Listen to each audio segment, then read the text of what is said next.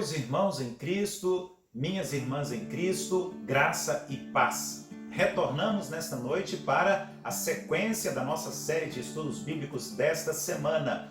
Já estivemos juntos hoje orando às 8 horas da manhã, já estivemos juntos orando hoje ao meio-dia e daqui a pouco nós também estaremos unidos em oração como Igreja do Senhor Jesus. Daqui a pouquinho, apenas alguns minutos para que tenhamos a nossa série de estudos bíblicos desta semana. Temos falado sobre o tema Vencendo os Desafios da Pandemia. Já falamos sobre alguns desafios da pandemia em semanas anteriores. Esta semana, desde segunda-feira, nós estamos falando sobre a Bíblia e o medo. O que a Bíblia tem a dizer para nós sobre o medo? Principalmente porque todos nós estamos convivendo frente a frente com o medo por causa da pandemia. O Covid-19, o novo coronavírus, a crise política, a crise social, a crise institucional, a crise espiritual, a crise financeira no Brasil e no mundo, a crise moral, a crise ética. Estamos vivendo um tempo muito difícil, um tempo de medo. Mas Deus está conosco. Deus é o nosso refúgio, fortaleza, socorro, bem presente na hora da angústia. E nós temos analisado a cada dia desta semana um texto bíblico diferente, estudando sobre o medo à luz da palavra de Deus. O que Deus tem a dizer a nós sobre o medo, seja ele qual for. Sim, porque todos nós passamos pela experiência do medo. O medo é algo inerente ao ser humano. Nós somos construídos como seres humanos e em nós está a presença do medo. Deus colocou o medo em nós como um instinto para a nossa sobrevivência. Então o medo é importante, o medo é necessário, o medo é uma bênção. Dentro da normalidade, dentro daquilo que nós poderíamos chamar de o medo como algo comum, aceitável. Aquele medo que vem e que vai. Aquele medo que vem, ajuda você e depois, quando não tem mais necessidade, você não tem mais medo. Porque nós também temos o medo que traz sofrimento. O medo que se transforma em pânico, em fobia, o medo que traz traumas, o medo que traz uma série de consequências que significam sintomas de enfermidades e doenças emocionais.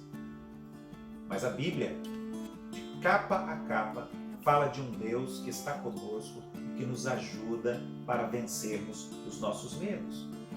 O texto que trago hoje para a nossa reflexão e para a sequência do nosso estudo bíblico sobre o medo está na segunda carta que o apóstolo Paulo escreveu a Timóteo. Segunda carta a Timóteo 1, versículo 7. Pois Deus não nos deu espírito de covardia, mas de poder, de amor e de equilíbrio. Eu vou repetir o que Paulo escreveu a Timóteo aqui na segunda carta, no capítulo 1, versículo 7. Pois Deus não nos deu espírito de covardia, mas de poder, de amor e de equilíbrio. Paulo está escrevendo a sua última carta. Segundo os pesquisadores, os estudiosos, esta é a última carta que Paulo escreve. Paulo já está na sua velhice, Paulo está preso, Paulo passou por todas as experiências como o grande missionário que foi, e agora Paulo está tutoriando, ele está acompanhando como mentor este jovem pastor que está apenas começando o seu ministério, que é Timóteo. E então, nesta carta, Paulo vai dizer: Timóteo, Deus não nos deu espírito de covardia, mas de poder, de amor e de equilíbrio. Paulo escrevendo a Timóteo, Deus escrevendo a mim, Deus escrevendo a você também. Vejam só, quando Deus criou o ser humano, Ele colocou em nós o que chamamos de instinto de sobrevivência e defesa. É por isso que nós sentimos medo. Ter medo é importante para nós sobrevivermos, principalmente diante dos perigos. Até os animais que são irracionais possuem instinto e têm medo. Quando Deus fez você, portanto, Deus lhe deu essa capacidade, a capacidade de reconhecer o perigo e reagir ao perigo, tendo medo e se protegendo. Caso contrário, muito provavelmente você já teria perdido a sua vida. Se você vai atravessar a rua, por exemplo, é preciso ter medo. É preciso ter medo. Você vai tomar algumas providências para não ser atropelado por uma moto, por um carro, porque você tem medo. Quando você vai atravessar a rua, você sabe que corre o risco, o perigo de ser atropelado, se machucar muito, ou quem sabe, dependendo da gravidade do acidente, você pode até perder a sua vida. Então, esse medo ele é natural, é importante para a sua proteção. E aí vem uma coisa importante também, que eu preciso dizer aqui. Ter medo não é pecado. Eu vou repetir. Ter medo não é pecado. Agora, permanecer com medo, ter um medo extremo, um medo excessivo, grande demais, ser escravizado pelo medo e deixar de viver por causa do medo, aí nós começamos a ter um problema grave que precisa ser tratado e então você deve procurar ajuda. Segundo o dicionário, medo é um sentimento de grande inquietação ante a noção de um perigo real ou imaginário. Às vezes o perigo é real, às vezes o perigo é imaginário, mas você fica com medo. Tem gente que tem medo da doença, às vezes tem gente que tem medo do escuro, tem gente que tem medo da altura, tem gente que tem medo da água, tem gente que tem medo de lugares fechados, tem pessoas que têm medo os mais variados. Lembro quando morava em Curitiba que nós recebemos a visita de alguns amigos e irmãos em Cristo, ficaram mais ou menos uma semana em casa e nós saímos para passear com eles. Um dia nós fomos a um shopping center para passar o dia no shopping e quando nós chegamos, eu fui estacionar o carro. E esse shopping, lá na cidade de Curitiba, o estacionamento dele é subterrâneo. Uma pessoa que estava conosco no carro ficou apavorada. Eu tive que parar o carro, essa pessoa desceu e chegou até as lojas do shopping andando, não foi conosco até o estacionamento com o carro, porque ela ficou apavorada, ela ficou trêmula, eu achei que algo ia acontecer com aquela mulher de tanto medo quando ela descobriu que o estacionamento do shopping era subterrâneo. Aquilo que aparentemente estava tranquilo e normal para todas as demais pessoas, para essa pessoa era algo extremo e ela ficou apavorada. Geralmente, os medos provêm de fatores conhecidos, mas às vezes também nós temos medo de coisas que nós não conhecemos. Ao se ter consciência do que nos assusta, esse medo desaparece, pois normalmente nós estamos com medo exatamente porque é desconhecido. Exemplo, quando a criança acredita que realmente há um bicho na sua cama, no seu quarto ou debaixo da sua cama, essa criança fica com medo. Mas essa criança, ela cresce e ela descobre que isso não é verdade. E agora essa criança não tem medo mais, pode apagar a luz, pode fechar a janela e a porta, ela dorme normalmente, isso é tranquilo.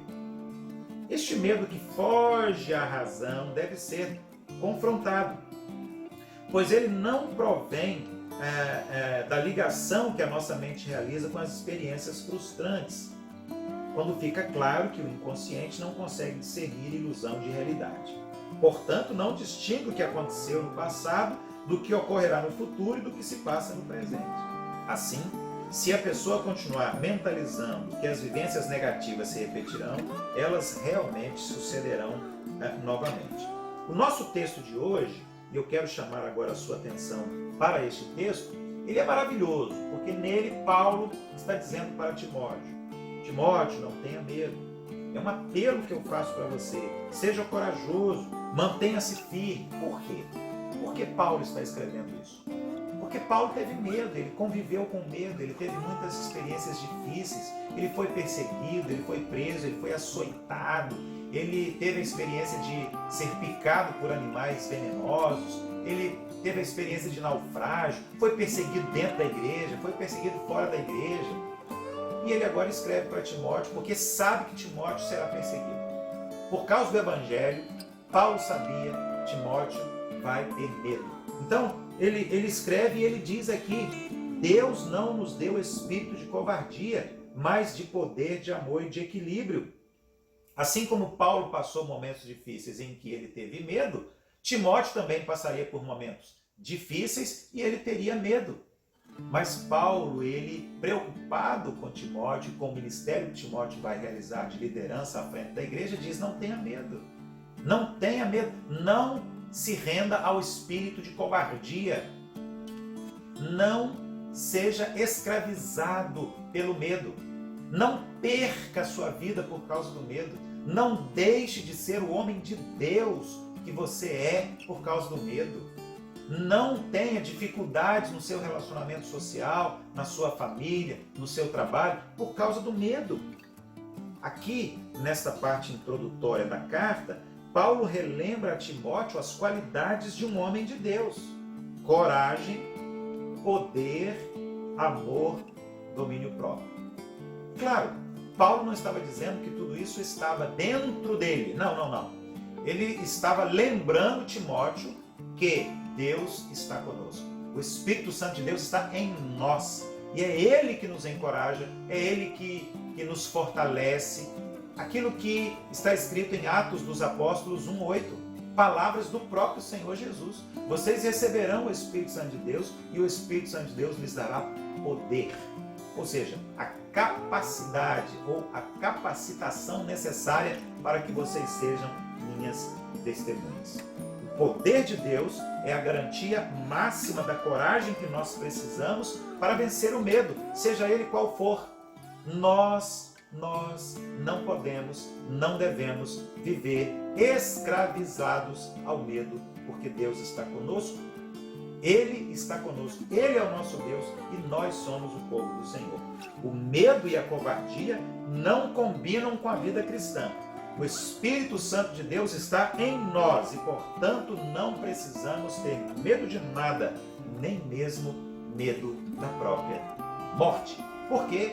Porque a vida eterna nos está assegurada em Cristo Jesus, o Senhor, o autor e consumador da nossa fé. Amanhã, sexta-feira, nós vamos concluir esta série de estudos, Vencendo os Desafios da Pandemia, a Bíblia e o Medo. Convido você para amanhã nós estarmos concluindo esta semana a série de estudos sobre o medo. Deus abençoe você, Deus abençoe a sua família. Até amanhã.